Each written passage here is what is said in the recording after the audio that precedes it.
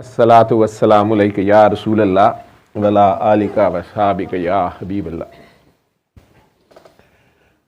आज चूँकि पिछले 1-2 हफ्तों से बहुत ज़्यादा पेरेंट्स के फ़ोन आते हैं नशे के बारे में, तो ये टॉपिक मैंने, बल्कि एक माँ ने तो मुझे कहा कि डॉक्टर साहब आप इतना ही कह दें, आपकी कहने से शायद यंग जनरेशन आपको सुनना शुरू हो गई है, शायद हमारे कहने से नहीं पता चला, तो आप इतना ही कह दें कि नशा नहीं करना चाहिए। तो ये जो नए नए नशे आ गए हैं, तो मुझे तो समझ नहीं आती कि उलमा कराम इन्हें हराम क्यों नहीं कहते। मैंने फ़लाँ से कहा, फ़लाँ से कहा, तो वो कहते नहीं शराब हराम है, तो बाकी के बारे में वो नहीं बोलते। तो वो रो रही थी, उनके जवान बेटे 2 हैं, वो दोनों ही इस काम में बहुत ज़्यादा इन्वॉल्व हो गए। लेकिन टॉपिक को मैंने रखवा दिया।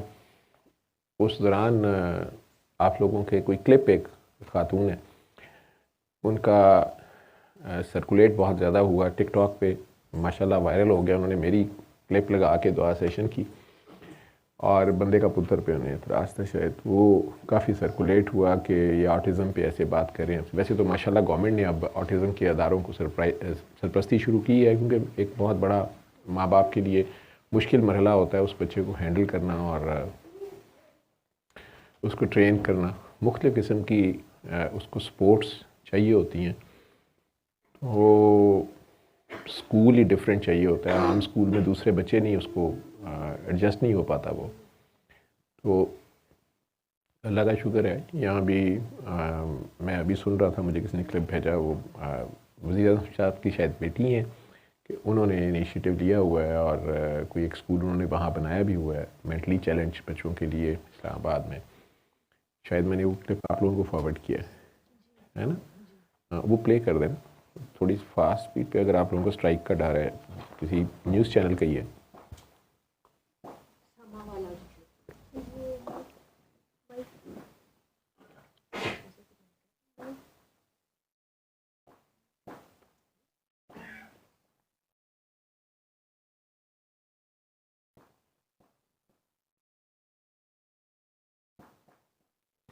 वो काफ़ी ज़्यादा आप में से काफ़ी लोगों के फ़ोन आते रहे मुझे कि सर ये हमने इनके शायद नीचे आंसर कमेंट्स किया है, या 1-2 खातून ने कहा कि मेरी इनसे बात भी हुई है, लेकिन वो ये मानने पे तैयार नहीं है कि ये उनकी गलती की सज़ा है या कुछ ऐसे। तो मैंने कहा बेटा, ये तो मैंने भी बार बार इस बात को क्लियर किया है कि ये बात, लफ्ज़ जो हैं बड़े इंपॉर्टेंट हैं और ध्यान से बोला करें। वो भी मैं क्लियर कर देता हूँ।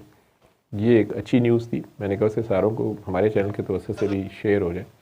अच्छा काम जो है, अगर कोई लोग उस इलाके में हैं तो खुदा न खास्ता उनके लिए ये मुश्किल काम है, तो इसको हेल्प उन्हें वहाँ से मिल सकती है। क्या है, प्ले करेंगे। मैडम आयशा हारून जो वज़ीर आज़म साहब की साहबजादी भी हैं और ऑटिज़म एक्सपर्ट भी, ऑटिज़म मुअज़्ज़ज़ ख़वातीन व हज़रात, हमारे दरमियान आज की पुरवकार तकरीब में जनाब वज़ीर आज़म पाकिस्तान के साथ एक खुसूसी मेहमान भी हैं। मैडम आयशा हारून जो वज़ीर आज़म साहब की साहबजादी भी हैं और ऑटिज़म एक्सपर्ट भी, ऑटिज़म के हवाले से इनका जज्बा और इनकी खिदमत काबिल तारीफ़ हैं। मैं इनसे दरख्वास्त करूँगा कि तशरीफ़ लाएँ और अपने ख़यालात का इज़हार फरमाएँ। नहमदुहु व नुसल्ली अला रसूलिहिल करीम। मोहतरम वज़ीर आज़म पाकिस्तान मियाँ शहबाज शरीफ साहिब, मोहतरम वालिदैन, मोहतरम असातिज़ाए कराम और मुअज़्ज़ज़ हाज़रीन, अस्सलाम वालेकुम।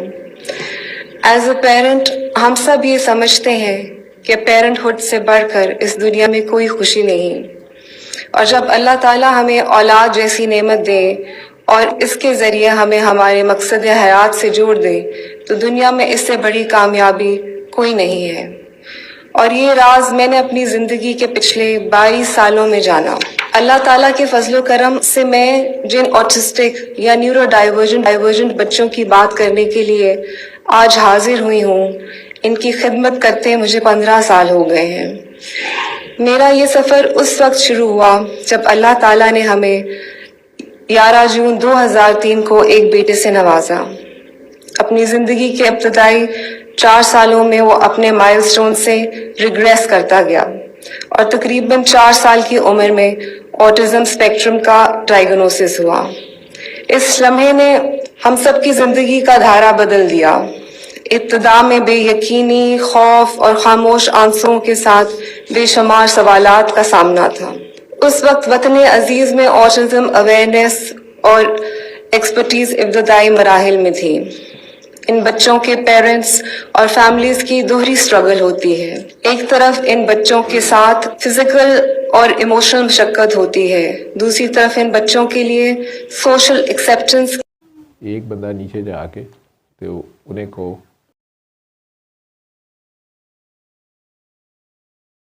नेट को फ्री करते हैं, क्योंकि आज मेहमान ज़्यादा नीचे ना, तो उन सारों ने वाईफाई लगाया होगा, हो गया, तो उससे थोड़ा सा हो सकता है इधर का लोड बरशकाल को या मिनाहिल को किसी को कह दो।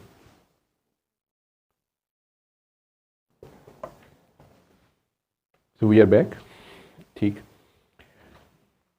उसमें नशे पे तो बात मैं इतनी करूँगा, जो उन खातून का एक बार बार सवाल था कि उलमा इकराम ये क्यों नहीं बार बार गवर्नमेंट लेवल पे कहते कि आइस या हेरोइन या चर्च या कोकेन या कोई भी नशे की जो चीज़ें मल्टीपल आ रही हैं कि ये हराम है, या एटीवान का नाम हमारी मेडिकल की मेडिसिन होती हैं कुछ, उनका नाम ले रही थी, जो भी बच्चे उनके यूज़ करते।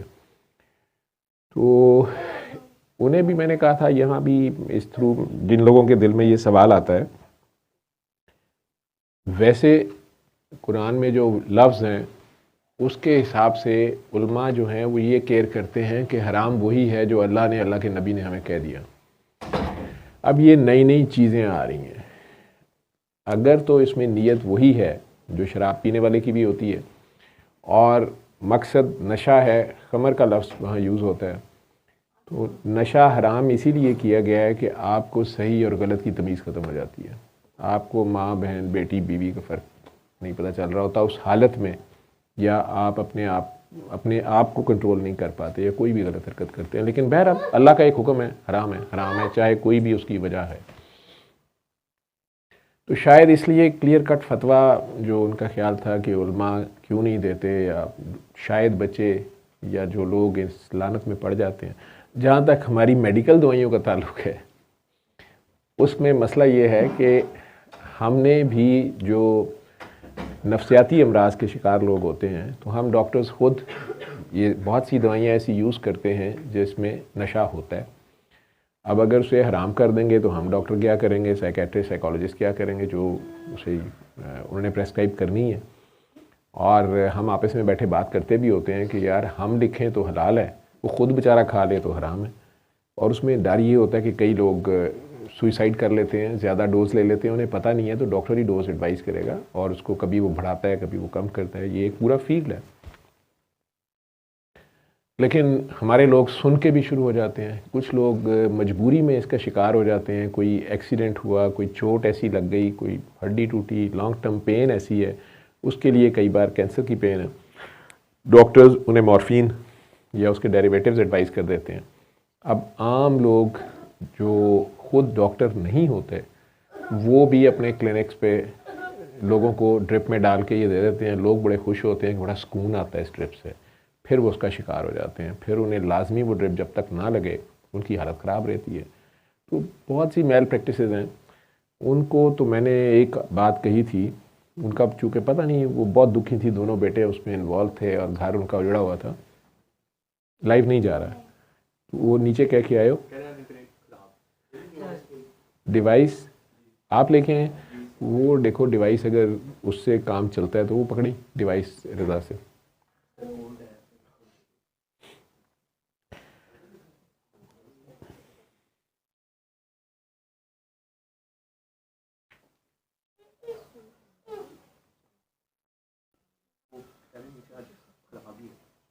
ओवरऑल ख़राब है नहीं, लेकिन उन्हें कहना था कि वो लोग, हाँ वो तो कर देगा वो लोग तो अपना लोड कम करें ना, सारे अपना अपना मोबाइल डाटा यूज़ करें। हाँ जी, ये वाली डिवाइस देखो काम आएगी। ये डिवाइस तो खैर तुम लोगों के पास भी नहीं थी, करके देखो अगर इसमें हो जाता है तो। या टेलीफोन की जो होती है हॉटस्पॉट वगैरह वो नहीं काम करती। यूफोन के सिग्नल्स इधर तो खैर बहुत कम आ रहे हैं।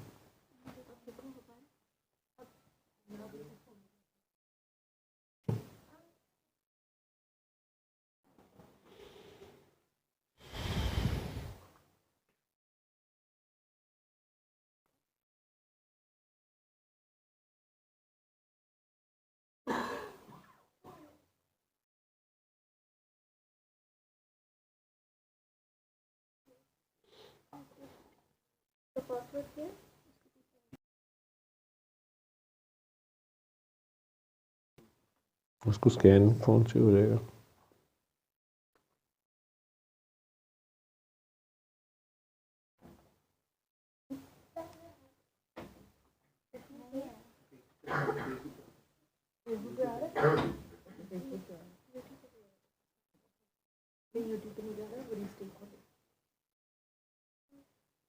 और तुम्हें थंबनेल भी हर बार चेंज करना पड़ेगा।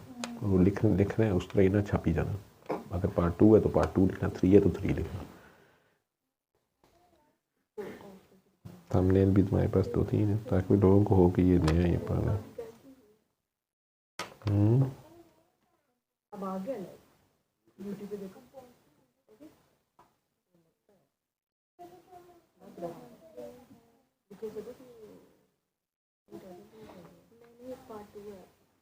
वो भी नहीं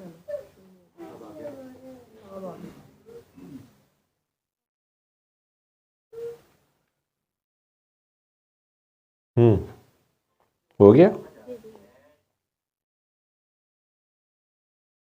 फेसबुक पे तो लाइव है तो फिर यूट्यूब से क्यों? अच्छा खैर, तो उलमा इसमें एहतियात बरतते हैं कि अल्लाह करीम ने जो हलाल और हराम की जो वाज़े अहकामात दिए हैं कुरान करीम में, हदीस से जो कुछ हमारे तक पहुंचा है नबी करीम सल्लल्लाहु अलैहि वसल्लम के फरमान के मुताबिक, उसमें कोई और बंदा ख़ुद से कुछ ऐड ना करे। ठीक है, लेकिन ये बात अलबत्ता हम सारे जानते हैं कि और नीयत उसमें काउंट करती है कि किस चीज़ को किस नीयत से आप क्या कर रहे हैं।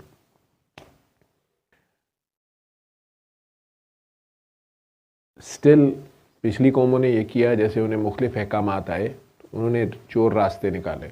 अगर एक सादा सा हुक्म आ गया कि 6 दिन तो मछली पकड़ो, 7वें दिन नहीं पकड़नी, लेकिन उन्हें लगता था कि 7वें दिन मछली ज़्यादा आती है, ज़्यादा बड़ी मछलियाँ आती हैं, तो वो साइड ड्रेन निकाल के तो उस तालाब में मछलियाँ पकड़ना शुरू कर देते थे कि हम डायरेक्ट दरिया से तो नहीं पकड़ रहे। तो मकसद तो मछली पकड़ना ही होता था। उस हिसाब से हम सारों को अंदर पता होता है कि ये है गलत काम, तो इससे तबाही फैलती है। उसके बावजूद शायद उस माँ की वो तड़प थी या उनको ये हल लग रहा था कि अगर कोई कह देगा कि ये सब हराम है तो शायद उनके बच्चे और आने वाले बच्चे ये नशा ना करें। मुझे फिर उन्हें आखिर कहना पड़ गया, पूछना पड़ गया, मैं क्या माँ जी शराब तो हराम है, ये आपको पता है? कहने लगी जी। तो मैंने कहा इस पे फतवे की भी ज़रूरत नहीं है, ये तो सारों को पता है कि हराम है, ताज़ा फतवे की तो ज़रूरत नहीं है। कहती जी जी मैं शराब की बात नहीं कर रही, मैं आइस की, जो उनके बच्चे कर रहे थे, कुछ नाम तो मुझे आते भी नहीं, बात कोई नई चीज़ें। मैं उन्हें कहा कि माँ जी ये शराब पे फतवा भी मौजूद है, हुक्म भी मौजूद है, सबको पता भी है, क्या उसके बावजूद जिन्होंने नशा करना है शराब का वो करते हैं कि नहीं करते हैं? उस पर वो कुछ ठहर गई नहीं। तो उनकी बड़ी ज़िद थी कि आप जो है वो टीवी पे, वो इसको टीवी कहते हैं यूट्यूबर, कि आप टीवी पे लोगों को बता दें कि ये हराम है। तो जो माँ बाप इसको सफ़र कर रहे होते हैं, जो फैमिली इसको सफ़र कर रही होती है, जो नशे वाला है उसकी अपनी हालत होती है, जो उसके वजूहात हैं। कई बार कोई साइकोलॉजिकल ट्रॉमा होता है बड़ा बैकग्राउंड में जिससे वो अवॉइड करना चाह रहा होता है। कई बार मैंने कहा ना कि उसको दर्द होती है, फिज़िकल पेन होती है किसी एक्सीडेंट की, किसी भी बीमारी की, हम डॉक्टर्स ही उसको कोई ऐसी पेन किलर देते हैं जिसमें नशा होता है, बाद में वो उसी पे लग जाता है और बाकी किसी काम का नहीं रहता। टॉपिक तो मेरा था कि मैंने वो टॉपिक लिखवाना होता है वैसे ही रोज़ाना हर हफ्ते का, कि कोई चलो इस टॉपिक पे बात शुरू कर लेंगे, या कुछ पेशेंट्स होते हैं जिनका होता है कि हमने आना है, तो मेरा होता है कि आप आ जाइएगा, बात कर लेंगे। ज़्यादातर वैसे टॉपिक के मुताबिक होता यही है कि जिस दिन दुआ सेशन का टाइम आता है तो उस दिन या तो वो बंदा खुद कहता है मैं नहीं आ रहा, या कोई और वजूहत निकल आती है, टॉपिक पे बात कम ही होती है। सारा कुछ एक्सटेम्पोर ही चलता है, जो मेरे एक्सपीरियंस में अभी तक ज़्यादातर आया है। लेकिन चूँकि ये ऑटिज़म वाला जो क्लिप था मेरा ख्याल है आपके पास, हाँ जी, वो उनके पेज पे चला दें, थोड़ा फास्ट होता है तो फास्ट चला दें, जैसे भी